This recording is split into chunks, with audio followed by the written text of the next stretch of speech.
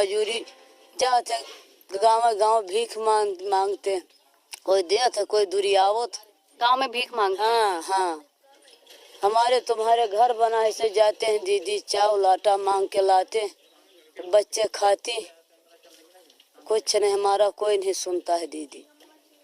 कोई आता नहीं इधर, कोई नेता वेता जिससे बात करते हो, किसी से बताते नहीं? किसी को बताते हैं तो जब उसने पढ़े लिखे हैं तो जो उसका सुना जाए तो हमारा कहाँ सुना जाए। हमारे लोगन का पढ़ाए लिखाए बच्चे पढ़ने जाते हैं, 300 रुपया फीस, वहाँ जाते हैं आंगनबाड़ी पे बैठाए रहते हैं से, कोई हमारे ना बच्चे को पढ़ाता ना हमारा कोई सुनता।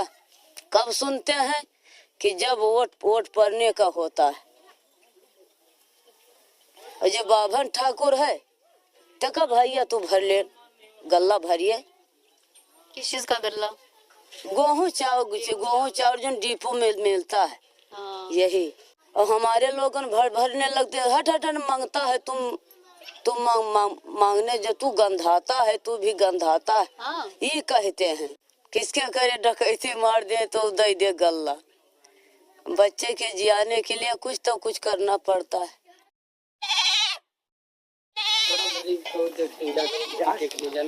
क्या घर देख ले आपका? दिखाओ मेरी ना। घर नहीं है, मेरी पास झुग्गी है। दिखाओ झुग्गी की। हाँ, दिखाऊंगा। इतनी हालात मेरी खराब है, मैं क्या करूँ। अब समझ लीजिए सर जी कि 50 रुपये 30 रुपये किलो में चावल लेकर आया हूँ तो बच्चे को मैं खिला रहा हूँ। इतनी मेरी समस्या है घर में। देखो ये वाला तो मिला हुआ है, ग्रामीण आवास योजना में लिखा भी हुआ है इसके ऊपर, बाकी इधर नहीं है कोई। अरे इधर बैठ जाओ, इधर नहीं उस पर इधर बैठो, इधर अरे नहीं इधर बैठो, इधर बैठो। और ना हमारे पास बाथरूम है, ना हमारे पास विधवा पेंशन आती है। जैसे 4 किलो पाते हैं तो 2 किलो काट लेते हैं, 2 किलो पाते हैं। आपका तो भगवान दिए है, आपसे हम बतवाए थे कि ईश्वर से नहीं बतवाए थे, आपसे बतवाए थे। हमारे पास सुई खोदे की जमीन नहीं है दीदी।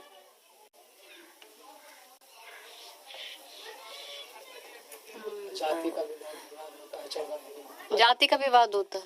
क्या विवाद होता है? इसमें अगर हम लोग बैठ जाते हैं बराबर में तो बैठने नहीं देते हैं। अच्छा? जग में पानी नहीं पीने देते हैं। हाँ, बोलते हैं कि तुम ये जात के हो, हमारे साथ बैठ नहीं सकते हो। इतना होता है? हाँ, अब तक? अभी तक होता है, और एक बार नहीं कई बार हम लोग बोल चुके हैं। लड़ाई भी कई बारों से हो चुकी है कि जैसे हम भी पैसे देते हैं खाने के लिए वैसे आप भी देते हो। क्या आप इंसान हो? हम इंसान नहीं है। हमारा भी वही खून है, आपका भी वही खून है। कोई प्रॉब्लम पड़ जाए हमारे सामने आपको तो हम देखेंगे, आपके सामने हमको पड़ जाए तो आप हमको देखेंगे। पर ऐसे नहीं होता है, जाति का बहुत वो होता है। पर जो वो ब्राह्मण है, जो पंडित है और जो ठाकुर है और भी कोई जाति तो बोलते तुम लोग तो महावत है, तुम्हारा जाति अच्छी नहीं लगती, तुम बराबर बैठ नहीं सकते हो, बराबर खा नहीं सकते हो। कहीं शादी विवाह में चले गए, किसी के बुलाने में न्योता करने, वहाँ भी नीचे बैठ के खाना पड़ता है।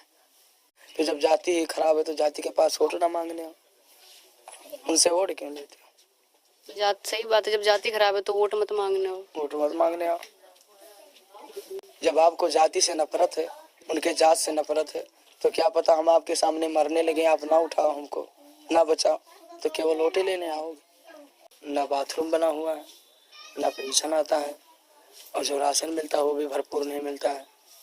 बोलने जाओ, कुछ करने जाओ तो उसमें दहशत दिखाई जाती है, कड़ाई दिखाई जाता है, तो उसके लिए मार तो कर नहीं सकते। हम भी ऊपर वाले के सहारे पड़े हैं। कितने साल से हमारी पीढ़ी कुछ हम लोग चले गए बाहर पंजाब, साल 2 साल घर से चले गए सारे परिवार। कहीं दिहाड़ी पाए, दिहाड़ी नरेगा में काम कर लिया, उसी में पैसे वैसे जोड़ के मतलब 8-10 साल लगातार हम लोग कमा करके तब इस घर को बनवाया। कितना पैसा लग जाता होगा ये ऐसा घर बनाने में? तो 3 लाख रुपया लगा है मैडम। 3 लाख कैसे किया? ये मजदूरी करके बाहर जाके इधर कोई मीडिया वाला लोग आते नहीं क्या आप लोग के पास? आते तो कोई नहीं। आप हम बता रहे हैं कि आपसे खाली पहली बार आपको देखा है यहाँ।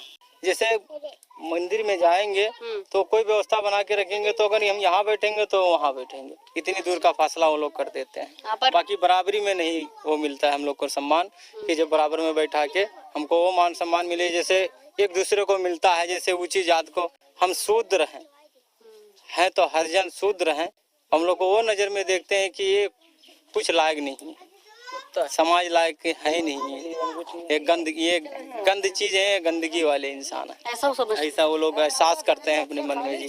अगर हम दरवाजे में चले गए तो हमको वो नजर से देखते हैं जैसे कि इंसान है ही नहीं। जो तो भगवान बुद्ध की धरती हो गई है तो तब भी ऐसा है।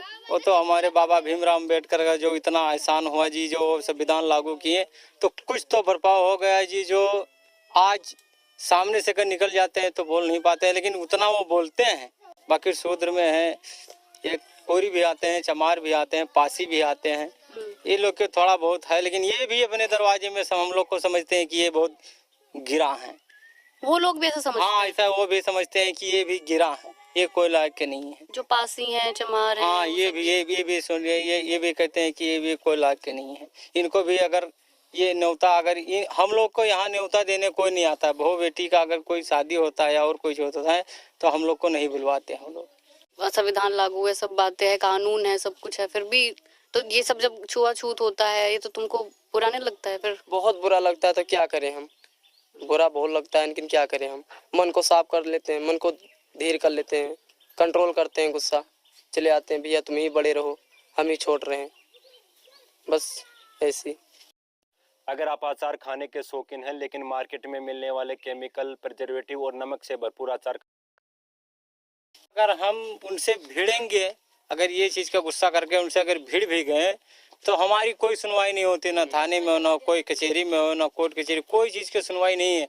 अगर वो 1 रुपया फेंक दें तो उनकी डबल सुनवाई होती है। अगर हम कुछ न दें या हम भी दें पैसा तो हमारी सुनवाई नहीं होगी। हम बेरोजगार हैं, अगर हमारे बच्चे भी पढ़ भी लें तो बेरोजगार की रोजगार ही रहेंगे, उनकी कोई सुनवाई नहीं होगी।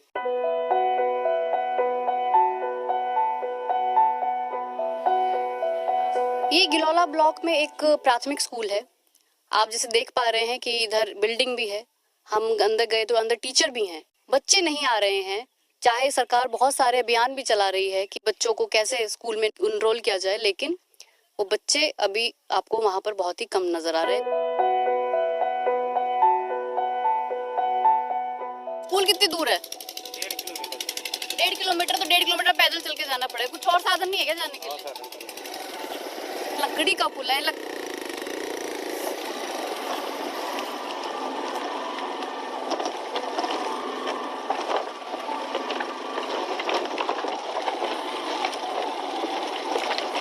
ये लकड़ी का पुल पार करके हम पत्तूपुर तनाजा गांव में पहुंचे और यहाँ के प्राथमिक स्कूल में अच्छी खासी संख्या में बच्चे थे।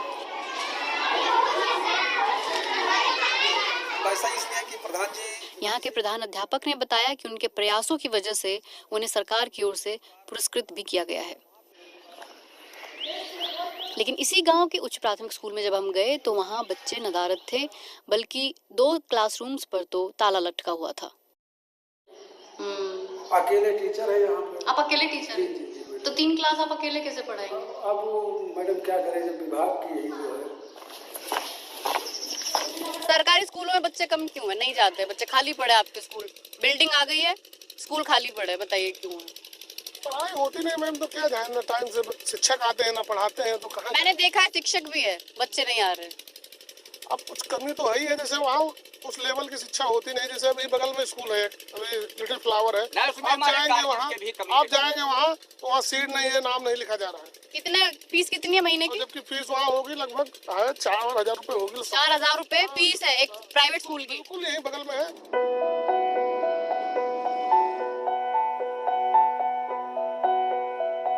श्रावस्ती के जब आप देखते हो, सरकारी आंकड़े देखते हो या मीडिया में न्यूज देखते हो, तो खुद सरकार मानती है कि श्रावस्ती यूपी के सबसे पिछड़े जगहों में से एक है।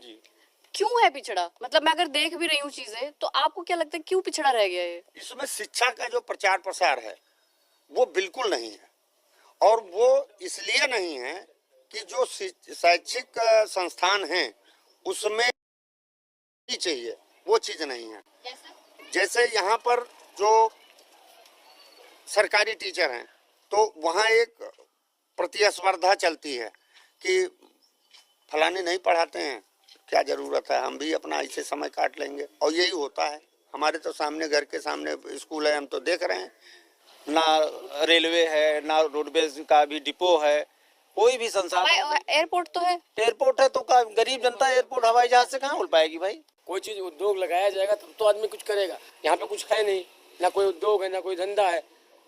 आदमी 200-300 कमाया, उसी में खाया पिया, सो गया, फिर सुबह उठा, फिर उसी में बच गया। अभी यहाँ पे कोई अच्छा रोजगार या कोई फैक्ट्री लग जाए, युवाओं का पलायन रुक जाएगा। हमारे यहाँ के युवा 8 पास करके 10 पास करके सऊदी अरब चले जाते हैं, कुवैत चले जाते हैं, विदेशों में जाके अपना जीवन यापन करते हैं। कोई है नहीं तो क्या करें भाई, जाना ही पड़ेगा। पहले लोग बड़ा बढ़ चढ़ के आके माइक पे बोलते थे, बताते थे हमें ये चाहिए या हमको ये समस्या है। अभी ना बहुत बारी लगता है कि ऐसे लोग छोड़ो यार, मतलब कुछ होना नहीं है, या तो लोगों को लगता है कुछ होगा नहीं कुछ कहने से। अभी थोड़ा सा ये भी है मतदाताओं में, देखते हैं कि जैसे कोई ज्यादा विपक्ष में बोलेगा उसको ऊपर मुकदमा लिख जाएगा, जेल भेज देगा। ये भी चल रहा है ना। अरे भैया फलाने बोले, अरे वो तो तुरंत जेल भेज देंगे, ज्यादा को बोलो ना भैया, पता नहीं क्या हो तो चुपचाप से वोट दे दो, जो जीतेगा कोई हमको कुछ दे नहीं देगा। ऐसा तो नहीं है कि कई मीडिया, अब मीडिया पे लोग ज्यादा भरोसा करते नहीं, ज्यादा लोग बोलते नहीं है। ये भी है उम्र की मीडिया भी पैसे लेके जो पार्टी का प्रचार करती है, पक्ष लेती है। ऐसा ही है, ऐसा भी सुनने में आता कि भाई फला चैनल है, वो तो बीजेपी वालों से, फला सपा वालों से पैसा पा गया, उसके लिए जो है बोल रहा है, तो इसलिए लोग भी जो है कतराते हैं। इतना जबरदस्त भ्रष्टाचार इस समय है। किसी भी गरीब जनता का काम किसी ऑफिस में चले जाइए, आपको निवास मालपत, जात मालपत बनवाना है, जब तक 500 नहीं देंगे बनेगा नहीं, 1 महीना लटका रहेगा। देखिए ये वाली बात जो हम गांव में जब बात कर रहे थे, हर व्यक्ति ने कहा कि जो आपको आधार कार्ड भी बनवाना है या कोई कार्ड भी बनवाना है, उसके लिए भी आपको पैसा देना पड़ रहा है। बिल्कुल देना पड़ेगा। अभी हम गांव में गए तो हमने देखा लोगों को वहाँ पे बताते हुए अपने बारे में कि हाँ मतलब अभी भी हमको ऐसे कहते, तुम में से बदबू आती है, या तुम हमारे साथ नहीं बैठ सकते। मंदिर में भी अगर बुला भी लेंगे तो आप उधर बैठेंगे, हम इधर बैठेंगे, है ना। अभी भी है, पहले से बहुत ज्यादा कम हो गया है, लेकिन अभी भी है, खत्म नहीं हुआ है। रूढ़ रिवायता पहले से जो चल रही है वो है, बहुत हद तक तो सुधार हुआ है, लेकिन उसमें अभी और सुधार करने की जरूरत है। और ये पार्टियां भी जो है अब ये जातिवाद का मुद्दा उछाल के हिंदू मुस्लिम करके लड़ाती रहती हैं, तो इसलिए जो वो घटने के बजाय और फिर से वो मुद्दा उठ जाता है। आप बताइए, हिंदू मुस्लिम का मुद्दा है ना? बिल्कुल है, और थोड़ा बहुता नहीं है, बहुत ज्यादा है। ये नुकसान कर रहा है कि बहुत ज्यादा नुकसान कर रहा है, सामाजिक स्तर पे, पारिवारिक स्तर पे, और हमारे जो राज्य स्तर या राष्ट्र स्तर पे देखा जाए तो उसमें भाई देखिए, एक हमारे मानस में लिखा हुआ है, जहाँ सुमत तहाँ संपत नाना, जहाँ कुमत तहाँ विपद निदाना। आप यकीन मानो, ये वही एक भिनगा क्षेत्र है जहाँ पर आज के 30-40 साल पहले यहाँ राजेश ठाकुर द्वारा है, वहाँ रामलीला होती थी। रामलीला में हम लोग जाते थे तो कम से कम अगर 40 हिंदू गया तो 60 मुसलमान जाते थे रामलीला देखने। आज स्थिति इन नेताओं ने ये कर दिया है कि आज अगर वहाँ कुछ होने लगा, कुछ भी होने लगा, तो वहाँ पे यही डर लगा रहता है कहीं ऐसा ना हो विवाद पैदा हो जाए। आज के 40 साल 50 साल पहले चले जाइए, कहीं कुछ नहीं होता था। आराम से हिंदू मुस्लिम बैठ करके रामलीला देखते थे, आराम से हिंदू मुस्लिम बैठ करके ईद मनाते थे, आराम से हिंदू मुस्लिम बैठ करके शुभरात मनाते थे। इनके यहाँ जो ये मुहर्रम होता है, हमारे मोहल्ले में तो हमने अपने पुरखों को देखा है कि कुल्हाड़ी और हंसिया लेकर के उस झाड़ी को साफ करते थे। क्यों? इसलिए कि उनका वो दुलदुल निकलना है, उनका सद्दे निकलना है, वो लोग आते थे।